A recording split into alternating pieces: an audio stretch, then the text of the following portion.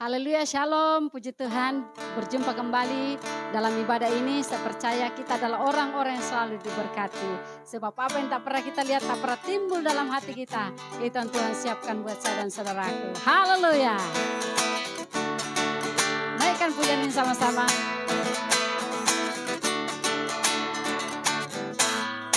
Apa yang tak pernah dilihat mata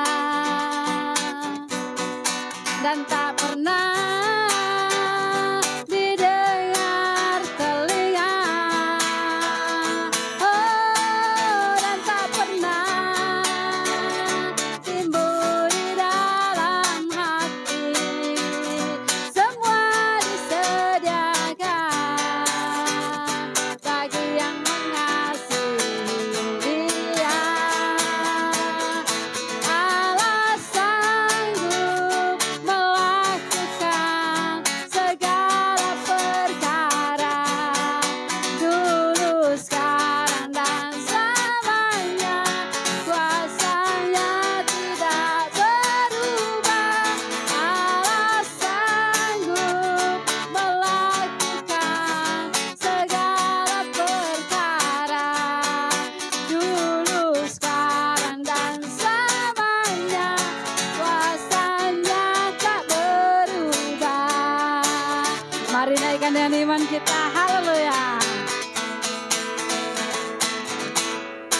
Apa yang tak pernah dilihat mata, amin, dan tak pernah didengar telinga, oh, dan tak pernah timbul di dalam hati, semua disediakan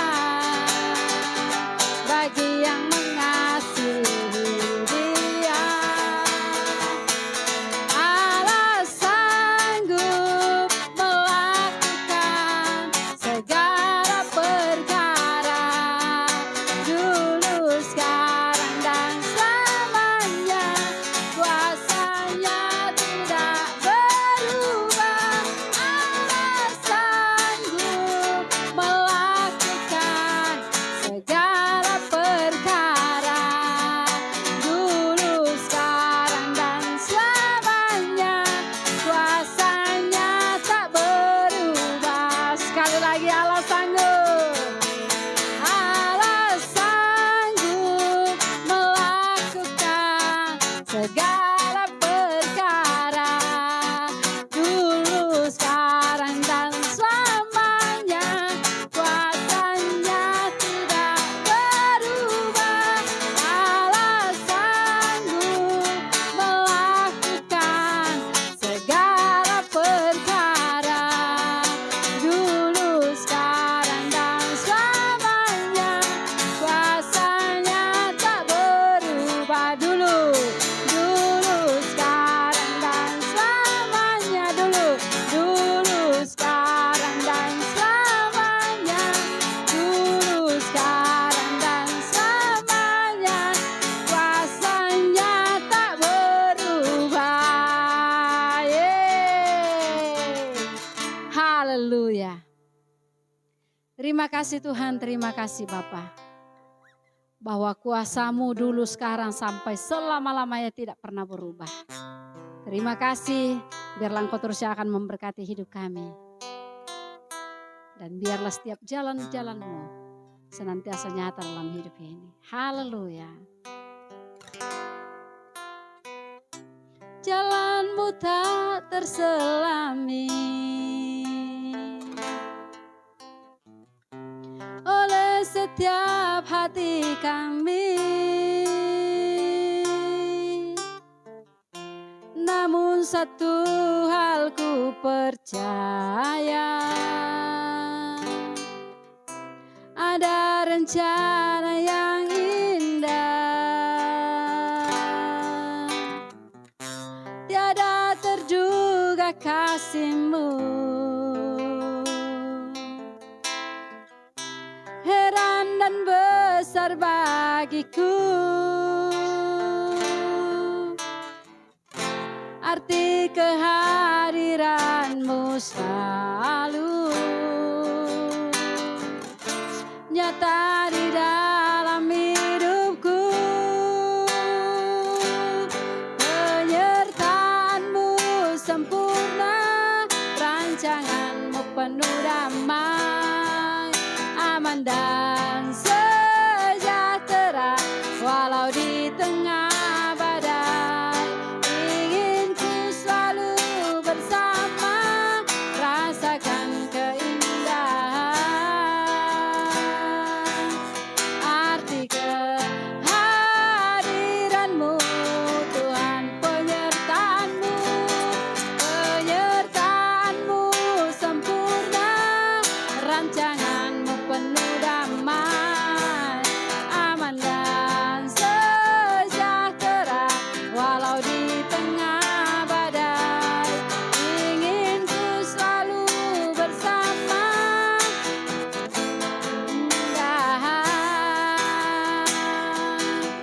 arti kehadiran-Mu Tuhan.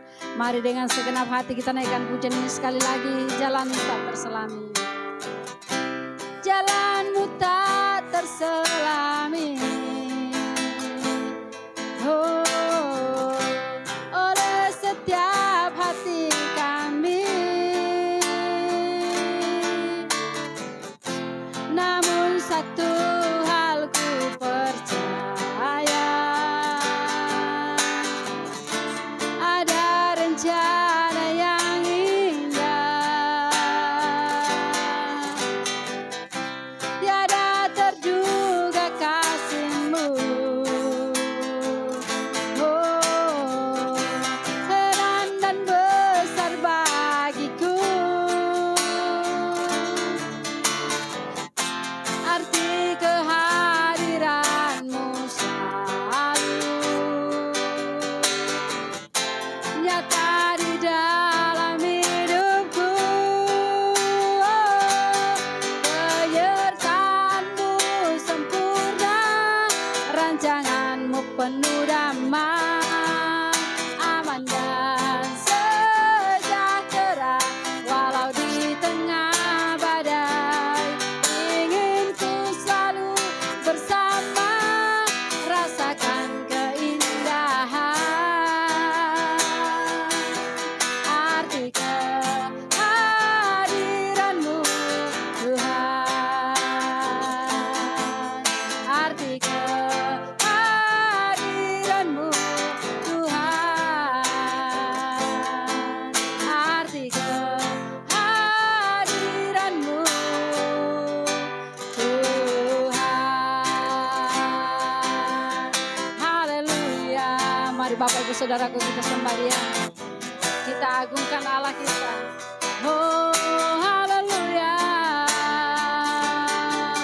Betapa berarti Kau ada di hidupku, ya Yesus. Haleluya. Syukur bagimu Bapa.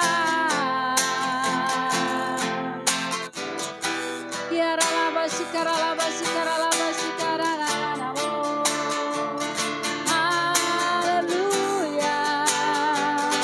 Oh, syukur bagimu Bapa. Syukur bagimu Yesusku. Haleluya.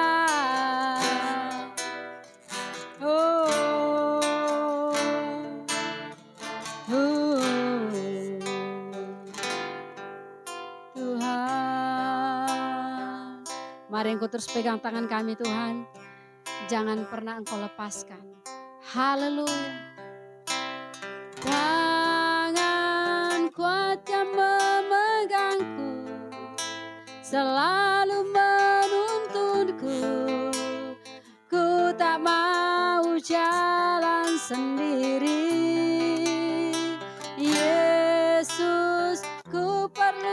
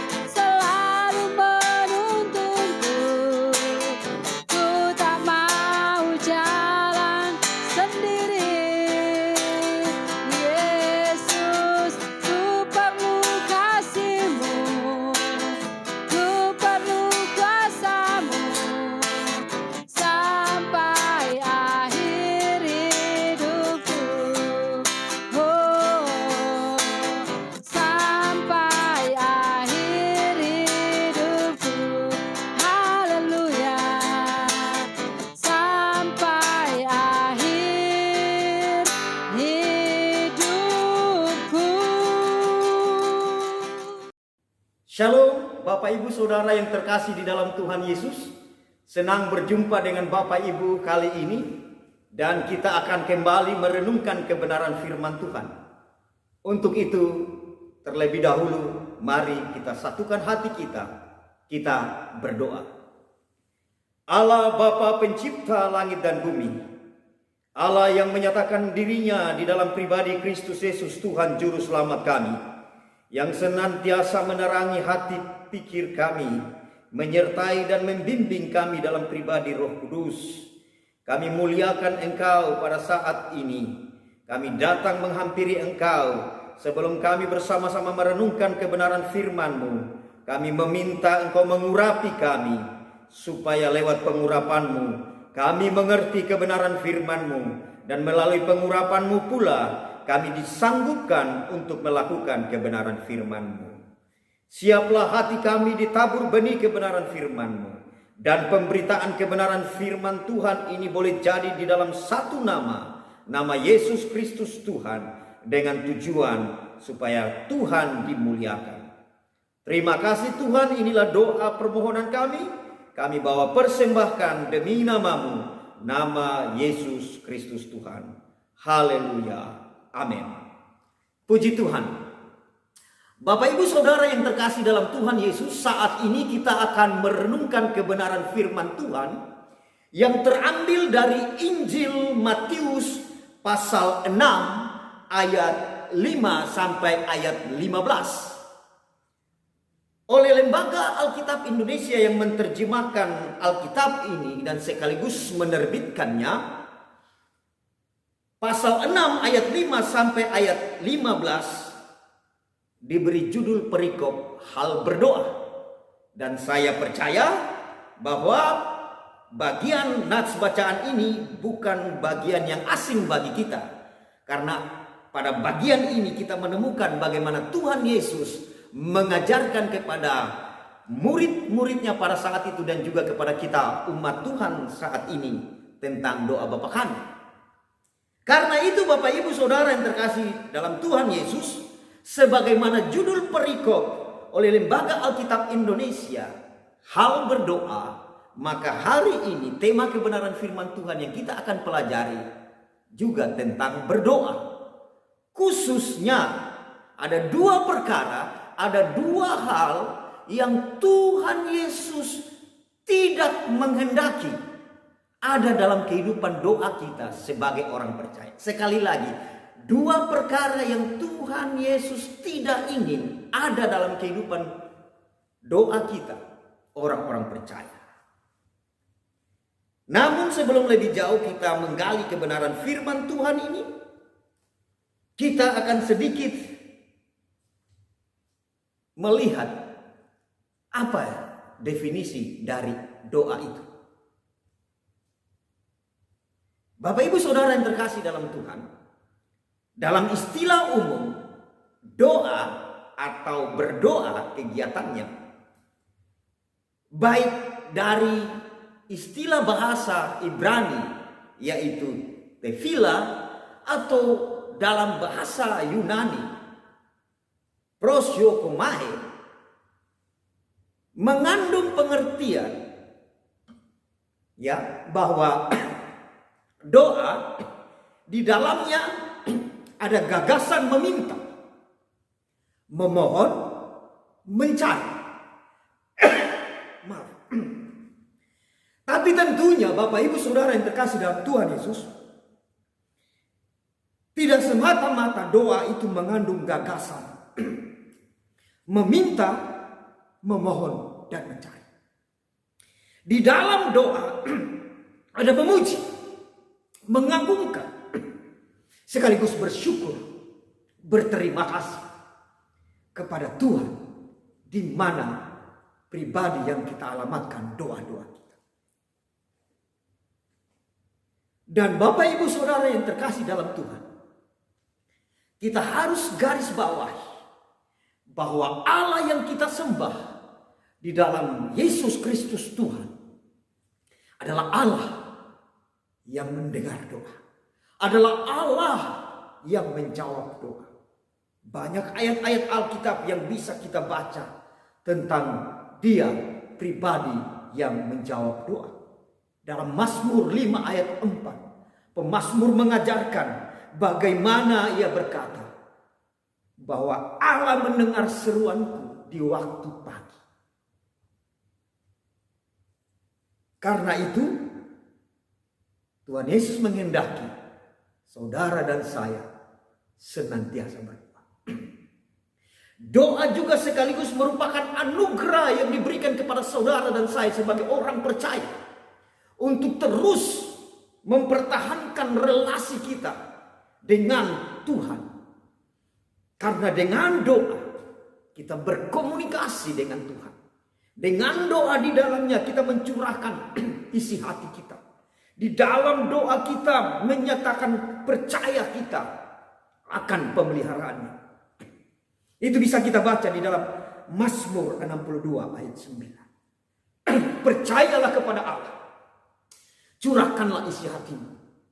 Karena Allah sungguh tempat perlindungan bagi kita.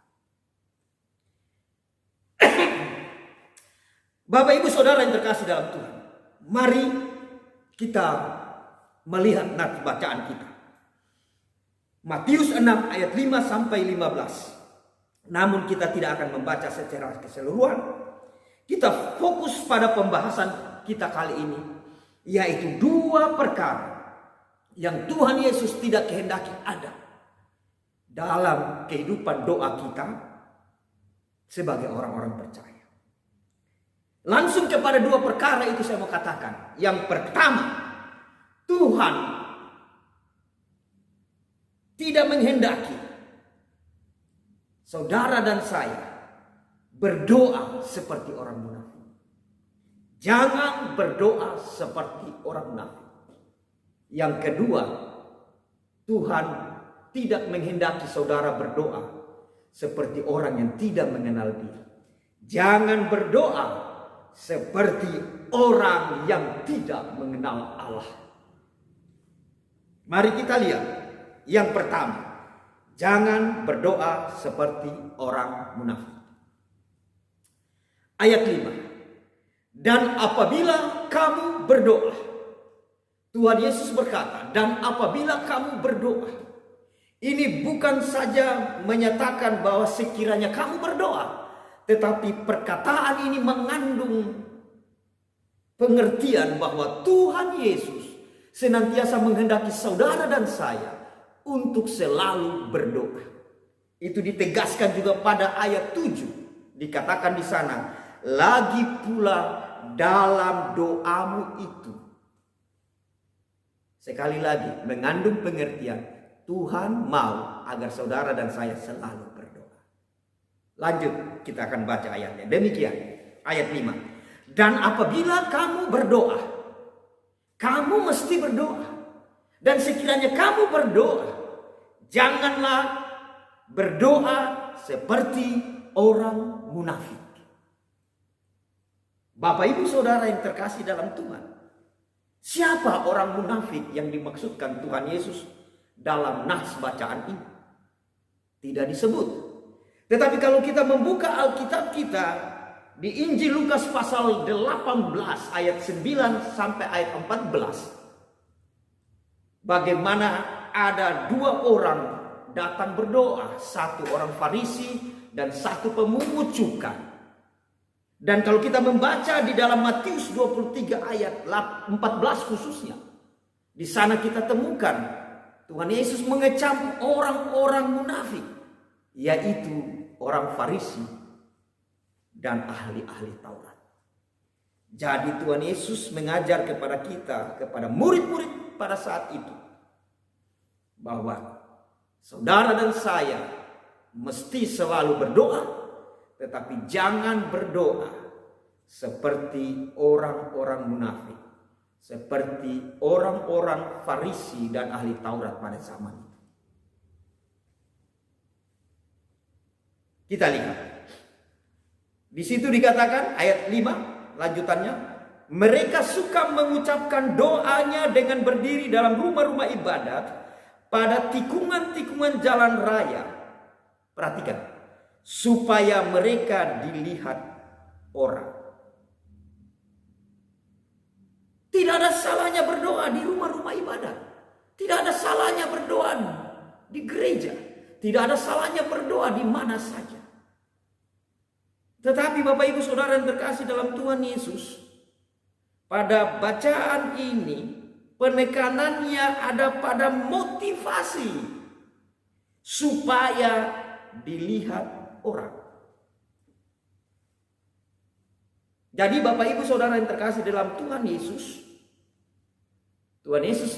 mengajar kepada saudara dan saya agar jangan berdoa seperti orang munafik, mengandung pengertian bahwa luruskanlah motivasimu di dalam berdoa. Khususnya sebagaimana pada ayat ini dikatakan, motivasi mereka berdoa supaya dilihat orang. Doa bukan sekedar, bukan pertunjukan. Doa bukan show. Apalagi ketika banyak orang kadangkala, maaf kata, saya tidak menghakimi. Tetapi kadangkala doa-doa kita panjatkan. Kita keluh kesahkan doa kita bukan langsung kepada Tuhan, tetapi melalui media sosial. Bapak Ibu Saudara yang terkasih dalam Tuhan, saya tidak anti media sosial. Karena media sosial bisa dipakai oleh Tuhan untuk pekabaran Injil. Tetapi kiranya dijauhkan daripada kita berdoa supaya dilihat orang. Berdoa supaya dipuji-puji orang. Doa bukan show, doa bukan pertunjukan. Dan kemudian berikutnya motivasi. Matius 23 ayat 14 Tuhan Yesus mengatakan bahwa orang Farisi menipu dengan doa yang panjang-panjang. Motivasi berikutnya selain dilihat orang, dipuji orang, mereka berdoa untuk keuntungan pribadi. Di sana dikatakan mereka menipu orang banyak dengan doa-doa yang panjang. Menipu para janda-janda, mengambil hak para janda dengan doa yang panjang-panjang. Kalau motivasi yang pertama tadi tentang dipuji, motivasi berikutnya adalah berdoa untuk kepentingan diri sendiri. Bapak Ibu Saudara yang terkasih dalam Tuhan, tidak ada salahnya berdoa meminta pertolongan kepada Tuhan untuk diri. Tidak ada salahnya berdoa memohonkan berkat untuk diri sendiri. Tidak ada salahnya berdoa memohon pertolongan supaya kita keluar dari pergumulan kita. Tidak ada salah dalam hal itu karena memang Tuhan mengendaki hal itu. Karena itu juga bagian dari pernyataan bahwa kita bergantung sepenuhnya pada Tuhan. Tetapi Tuhan mau bahwa saudara dan saya berdoa bukan hanya untuk memuaskan kepentingan diri sendiri. Hendak kita habiskan untuk kepuasan hawa nafsu kita. Seperti Rasul Yakobus mengajar pada suratnya pasal 4 ayat 2 dikatakan, kamu tidak dapat apa-apa karena kamu tidak berdoa. Dan kemudian pada ayat ketiga dilanjutkan, pun kalau kamu berdoa, kamu juga tetap tidak mendapat apa-apa karena kamu berdoa salah dalam hal berdoa. Di sana lanjut dikatakan bahwa yang kamu minta hendak kamu puaskan, kamu habiskan untuk kepuasan nafsu, hawa nafsu. Dan kalau kita belajar di dalam Amsal pasal 30:16, jangan sampai kita berdoa melulu doa kita untukku. Tetapi biarlah doa-doa juga kita, di dalam doa-doa permohonan kita khususnya, di dalamnya ada doa-doa syafaat bagi kehidupan kebersamaan kita sebagai umat percaya, umat ketebusan Tuhan. Berdoa untuk saudara-saudara seiman kita dengan segala pergumulan mereka. Bahkan saudara-saudara seiman kita sekalipun mungkin bukan ada di bangsa ini, tetapi ada di bangsa-bangsa lain. Dan Tuhan mengendaki hal itu. Bahkan untuk orang-orang yang tidak percaya sekalipun. Itu yang Tuhan kehendaki. Jadi hal yang pertama Bapak Ibu Saudara yang terkasih dalam Tuhan. Dalam hal berdoa Tuhan menghendaki. Saudara dan saya. Jangan berdoa seperti orang munafik. Orang munafik berdoa dengan motivasi supaya dipuji, supaya ia memperoleh keuntungan pribadi dari doanya. Hal yang kedua, jangan berdoa seperti orang yang tidak mengenal Allah. Ayat 7. Lagi pula dalam doamu itu janganlah kamu bertele-tele seperti kebiasaan orang yang tidak mengenal Allah.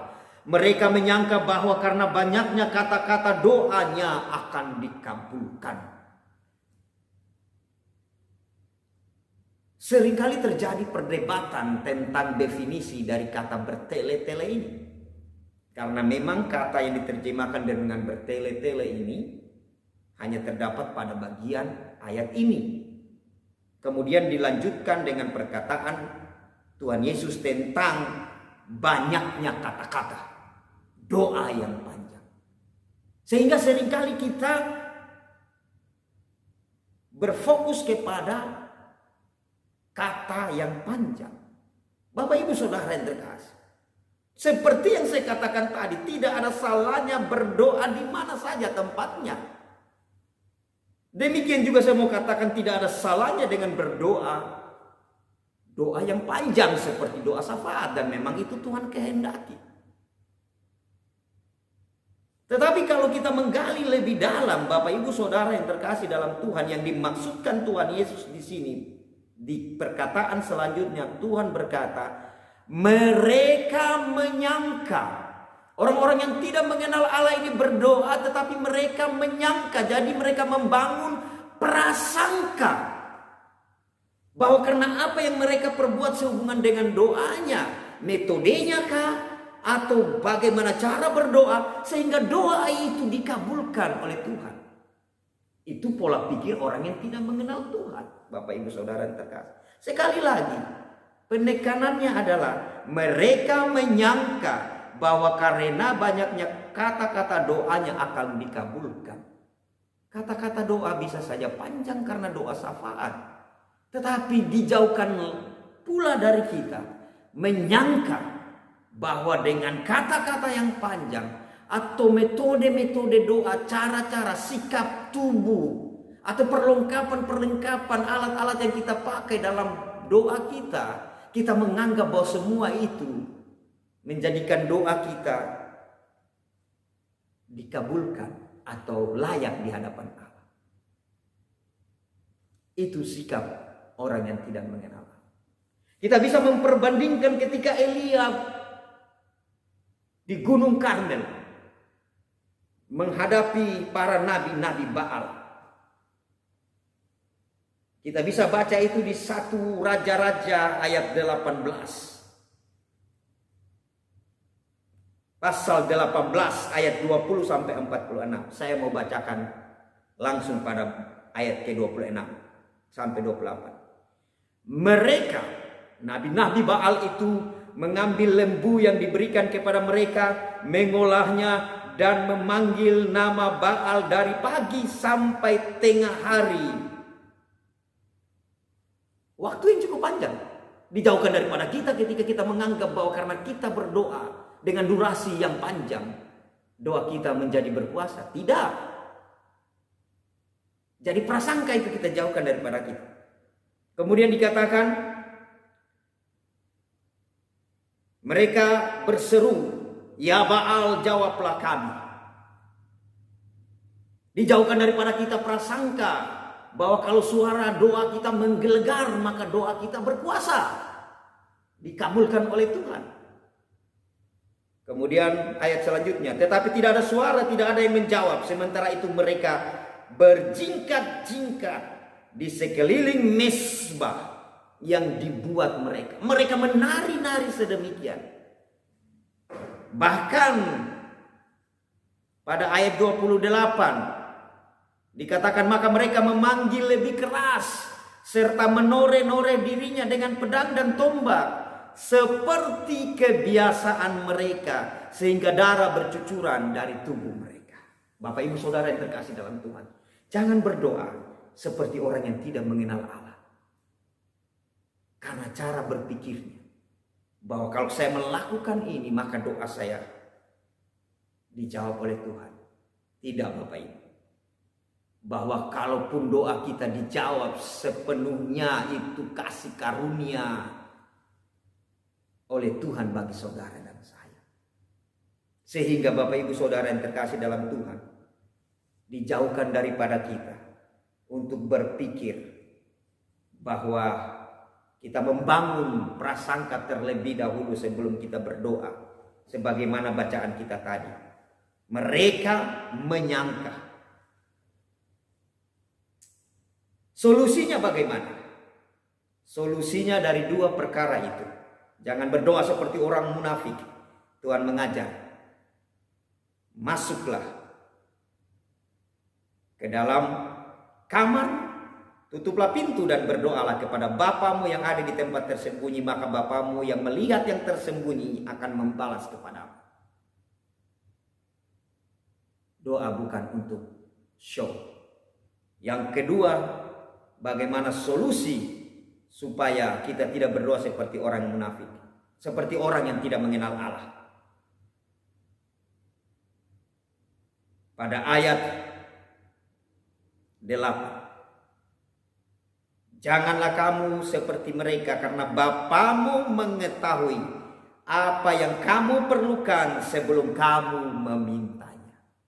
Jadi kita berdoa dengan pemahaman bahwa Dia tahu apa yang terbaik bagi kita. Bahkan sebelum kita meminta. Sehingga dengan demikian kita akan didorong untuk terus berdoa kepada Dia yang mengetahui apa yang kita perlukan. Mengetahui apa yang terbaik bagi saudara dan saya. Dan kemudian Tuhan Yesus mengajarkan doa Bapa kami. Doa yang di dalamnya kalau kita bisa menggali lebih lagi. Bagaimana dimulai dengan memuliakan Tuhan, memuji-muji Tuhan. Baru masuk kepada pernyataan biar kehendak Tuhan yang terjadi, kemudian mengungkapkan segala apa yang dibutuhkan. Lalu kemudian diakhiri juga dengan doksologi, tetap memuliakan Tuhan. Karena itu Bapak Ibu Saudara yang terkasih, mari terus berdoa. Mari kita terus bergairah berdoa. Sambil menjaga kita agar kita tidak berdoa seperti orang munafik. Yang motivasinya untuk dipuji dan untuk memuaskan keinginannya. Dan juga jangan berdoa seperti orang yang tidak mengenal Allahnya. Selamat menghidupi kehidupan doa. Tuhan Yesus memberkati. Mari kita berdoa. Terima kasih Tuhan, kami bersyukur kepadamu. Kami sudah merenungkan firman-Mu. Sekali lagi kami mohon, berkatilah kami dengan kekuatan kesanggupan untuk menghidupi firman. Berkati lembaga pelayanan LOB Ministry Bau-Bau ini Tuhan. Kami juga menyerahkan seluruh rencana mereka, LOB Ministry, untuk pergi mewartakan Injil Kerajaan Surga di Kalimantan, di beberapa daerah di sana. Bahkan sampai ke Malaysia. Tuhan berkati semua yang terlibat di dalamnya. Tuhan tutup bungkus dengan kuasa darah-Mu. Sertailah mereka dengan tanda-tanda mujizat yang heran. Nama Tuhan dimuliakan. Terima kasih Tuhan, kami bersyukur kepadamu. Akhirnya di atas segalanya kami mohon, berkatilah kami. Damai sejahtera tercurah atas-Mu, atas kita semua, di dalam nama Allah Bapa, Putra dan Roh Kudus. Dalam nama Tuhan Yesus, sekarang sampai selama-lamanya. Amin.